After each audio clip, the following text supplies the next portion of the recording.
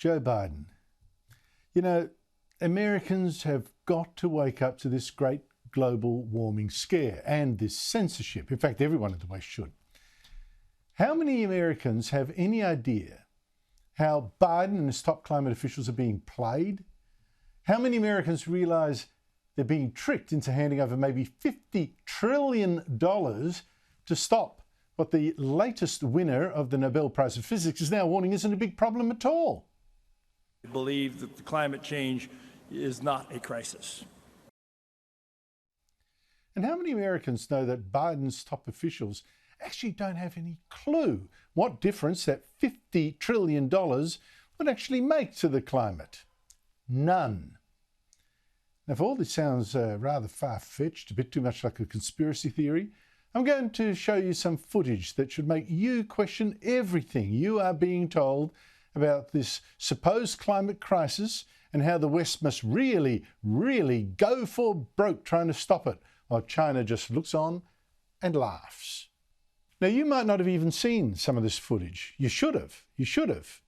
But I'm afraid that a lot of people don't realise the level of censorship sometimes in the global warming debate, when it's even hard for a Nobel Prize winner to get to speak. Now, like I say, I'm not a conspiracy theorist myself, but that footage from just the last couple of months, in fact, one of the most disturbing I'm going to show is from just last week. So you make up your own mind. Are you being misled or even hoaxed? First, the Nobel Prize winner. He won the world's top prize for physics just last October. He's an American, Dr. John Clauser. He won it for his work on quantum entanglement, work and idea first proposed by Albert Einstein. Now, don't ask me to explain the physics here, but just accept that we're talking here about an exceptionally clever scientist. But here's the thing. Last month, Dr. Clauser gave a speech in South Korea. It was a message to young scientists, to GM up. He told them, don't just go with the flow. There's a lot of misinformation out there. Everyone, want to join bandwagons. A lot of vested interests as well, pushing fake science. He said, study the evidence. Follow the science. Good message. And he gave this example of a scientific institution pushing misinformation. In this case, the United Nations Intergovernmental Panel on Climate Change was the top body in the world for spreading global warming fear. Now, I am not alone in observing the dangerous proliferation of pseudoscience. Recently, the Nobel Foundation has formed a new panel to address the issue called the International Panel on Information Environment. They plan to model it after the UN's International Panel on Climate Change, the IPCC. I think personally that they are making a big mistake in that effort because, in my opinion, the IPCC is one of the worst sources of dangerous misinformation. So his warning of a new attempt to sort of massage information, of censorship effectively, and also the IPCC, this UN body, misinformation. But here's the message Clauser really wanted to ram home. I believe that the climate change is not a crisis. I can confidently say there is no real climate crisis, and that climate change does not cause extreme weather events. Now, a Nobel Prize winner for physics, warning that you're being misinformed about global warming. I should have seen that story everywhere. Did you see it everywhere? Or did you see it almost nowhere?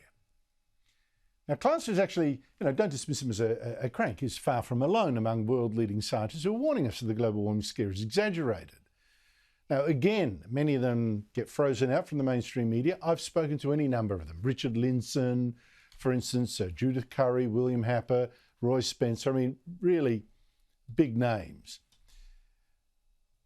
But here's what's happened to even John Clauser, who's so brilliant. Like I say, he's just won a Nobel Prize for Physics. He was about to give this speech to the International Monetary Fund. How much can we trust IPCC projections? These are the ones sponsored by the United Nations, predicting all kinds of climate disasters if we don't, do all sorts of weird and wonderful things, or not so wonderful things, to our economies. And these are the kind of predictions that has had the IMF trying to get financial institutions around the world to spend time and money on trying to save us supposedly from this Armageddon. But guess what? The IMF, following Klaus's speech in Korea to those scientists, has now cancelled his speech to them. He's cancelled that warning that we are wasting a colossal amount of money on saving ourselves from a crisis he says doesn't exist. All that money gone. In fact, the tiny warming we've seen, that increase in carbon dioxide, plant food, together a little bit of extra rainfall, means the world is greening. And so much so that we've never had bigger crops of grain foods like rice and wheat. We've never had so few deaths from climate disasters either, even though the world's population has quadrupled over the centuries. It's incredible. You're actually safer than you ever have been from climate disasters, and people are carrying on like they could drop dead tomorrow if they went out the front door. Seriously. Now, when I say we could be wasting a lot of money, I mean a gargantuan amount of money. And I want to show you something shocking that really, again, should have led every news bulletin in the US, around the West really, but particularly the US. 2 months ago, President Biden's Energy Department went to a Senate committee hearing. It was the Appropriations Subcommittee on Energy and Water Development to say, well, yes, we've got to spend that colossal amount of money to stop this climate crisis. $50 trillion by 2050 was mentioned, not disputed, $50 trillion. And this Biden officials asked the most basic question about that, the most fundamental question. You probably ask this kind of question just, buying a car or even a can opener, right? Or an egg beater. What will it do? This is the most fundamental question by Republican Senator John Kennedy. And the whole stunning exchange I'm about to show you tells us so much about the incoherence of the global warming lobby. That's why I'm going to play about a minute or so of it. But if you could answer my question, if we spend $50 trillion to become carbon neutral in the United States of America by 2050, you're the Deputy Secretary of Energy. Give me your estimate of how much that is going to reduce world temperatures. So first of all, it's a net cost.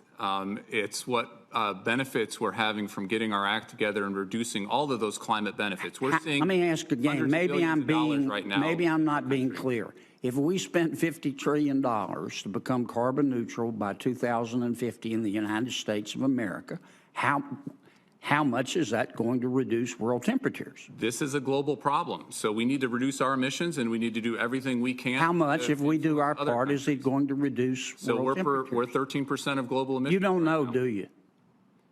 You don't know, do you? You can do the math. We need to. You don't know, do you, Mr. Secretary?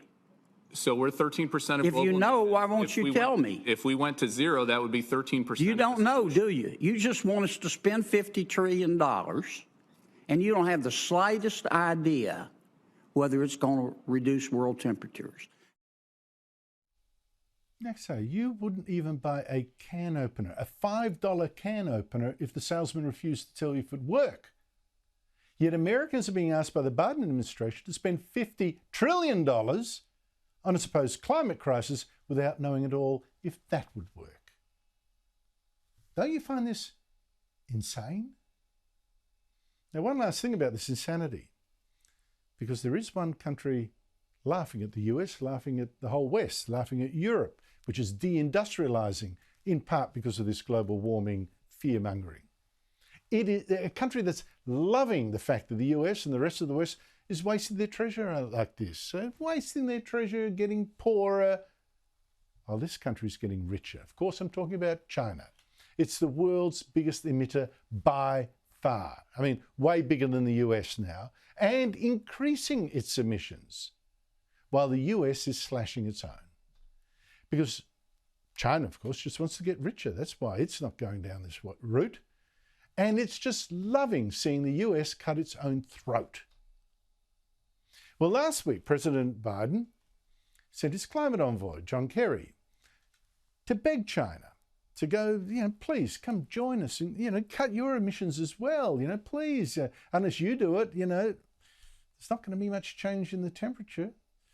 Oh, the Chinese officials, they loved having him grovel to them. They love to think that the US was still so committed to the global warming scare because this so suits China that they gave him nothing. And of course they wouldn't.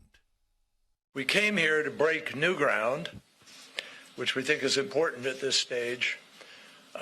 And it is clear that we are going to need a little more work to be able to complete that task.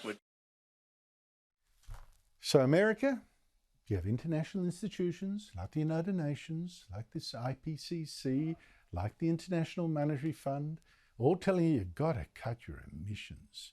You've got to spend trillions and trillions and trillions of dollars. You have the Biden administration saying, oh, yes, we will. Yeah, we're going to spend maybe, I don't know, up to $50 trillion, but without having a clue if it does a damn thing. And there you have China laughing at this madness, just laughing. And when a Nobel Prize winner tries to blow the whistle, they take it off him. Because the truth is the last thing this climate catastrophe movement actually wants.